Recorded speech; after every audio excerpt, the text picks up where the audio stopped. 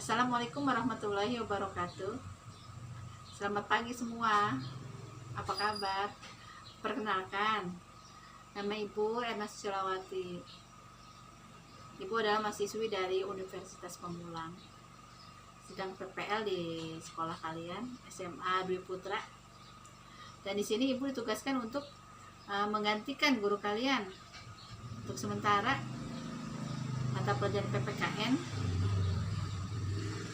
Ibu harap kalian dapat mengikutinya secara bersama ya, walaupun secara daring. Dan topik pertama kita di kelas 10 di semester 1, topiknya adalah nilai-nilai Pancasila dalam kerangka praktik penyelenggaraan pemerintahan negara. Dan adapun tujuan dari pembelajaran ini, kalian dapat menjelaskan macam-macam dari kekuasaan dan konsep pembagian kekuasaan di Indonesia. Walaupun secara daring, Ibu harap kalian dapat mengikutinya ya secara sesama dan menggunakan media yang ada. Dan kita berdoa mudah-mudahan wabah COVID-19 ini cepat berlalu agar kita mengikuti pembelajaran secara tatap muka. Ya. Tetap semangat dan selamat belajar untuk kalian semua. Baiklah, untuk pembelajaran pertama kita yaitu di kelas 10 di semester pertama, nilai-nilai Pancasila dalam praktik penyelenggaraan pemerintahan negara. Ya. Dan di topik 1 ini adalah pembagian kekuasaan negara. Sebelum kita belajar, kalian haruslah tahu tujuan dari pembelajaran kita ini. Yang pertama, mendeskripsikan pembagian kekuasaan dalam negara. Dan yang kedua, membedakan pembagian kekuasaan dengan pemisahan kekuasaan. Dan yang ketiga, mengklasifikasi lembaga-lembaga negara Republik Indonesia berdasarkan teori pembagian kekuasaan. Dan yang keempat, menganalisis pembagian kekuasaan di Indonesia berdasarkan Undang-Undang Negara Republik Indonesia tahun 1945. Setiap negara, kekuasaan itu secara garis besar diklasifikasikan atau dikelompokkan dalam 3 kekuasaan besar, yaitu legislatif, eksekutif, dan juga yudikatif.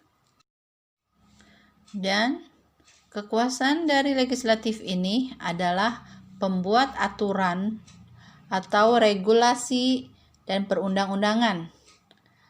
Dan kekuasaan dari eksekutif ini adalah pelaksana aturan atau regulasi dan perundang-undangan.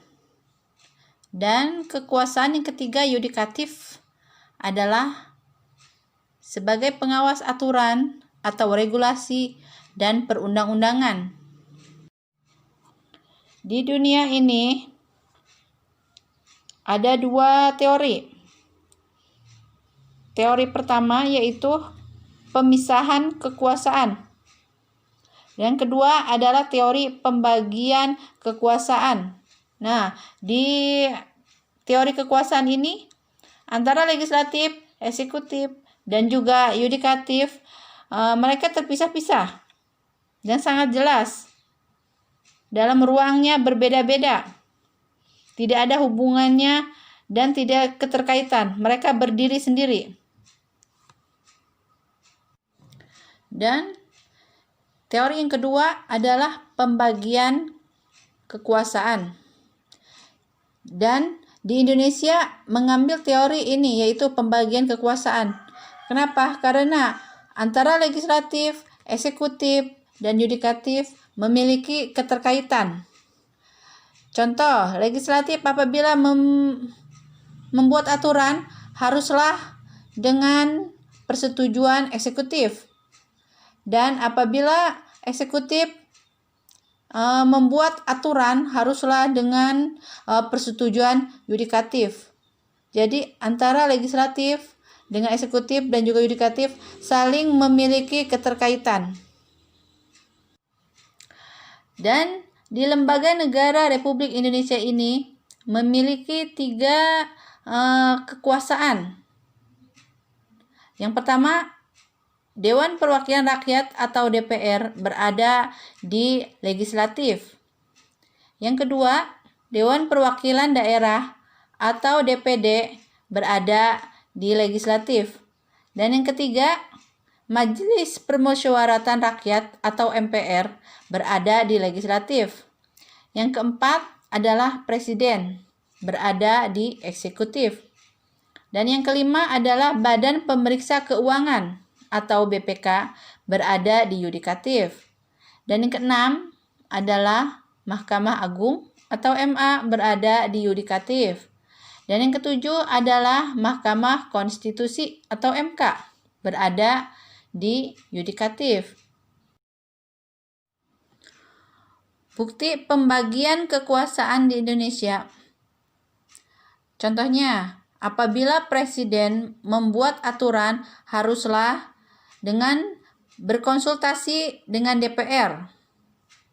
Dan apabila DPR membuat undang-undang atau anggaran pendapatan belanja negara haruslah berkonsultasi dengan Presiden. Dan ini adalah bukti dari pembagian kekuasaan yang ada di Indonesia.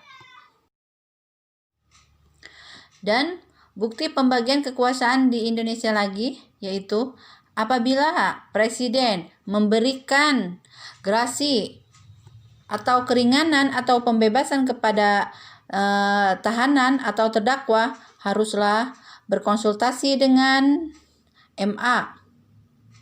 Ya. Dan bukti pembagian kekuasaan di Indonesia lagi yaitu contohnya apabila Presiden memberikan amnesti atau pengampunan terdakwa atau dalam proses persidangan. Jadi ini masih dalam proses persidangan. Presiden memberikan amnesti haruslah dengan persetujuan dari DPR. Dan bukti pembagian kekuasaan Indonesia lagi yaitu apabila BPK, Badan Pengawas Keuangan, setelah memeriksa keuangan negara dan melaporkannya ke DPR. Dan untuk kesimpulan dari pembelajaran kita ini, Ibu harap kalian dapat apa itu kekuasaan dan pembagian-pembagiannya. Dan ada 2 teori. Teori pemisahan kekuasaan dan teori pembagian kekuasaan. Dan di Indonesia adalah mengambil yaitu pembagian kekuasaan, yaitu teori yang kedua. Ya, dan bukti-bukti antara pembagian kekuasaan tersebut. Ya, Ibu harap kalian dapat mengambil dari pelajaran ini, ya. Dan walaupun secara daring, kita tetap semangat untuk belajar. Ya, tetap semangat belajar ya. Ketemu lagi di pembelajaran berikutnya. Terima kasih.